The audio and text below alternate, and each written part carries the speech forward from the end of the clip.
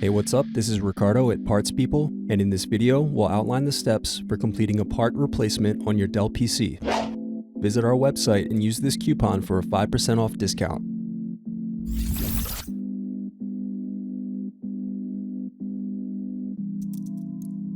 Use thin object to peel off screw covers.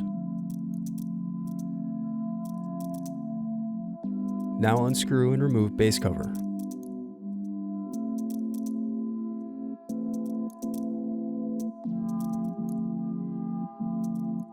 Then unscrew and disconnect battery.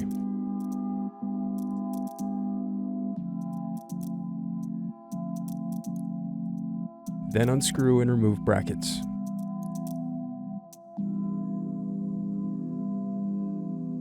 Now disconnect cables.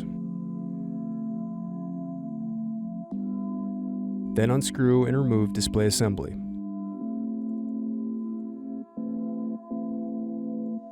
Thanks for watching.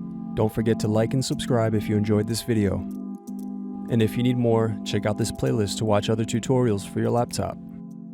You can also click here to find parts for your laptop at partspeople.com.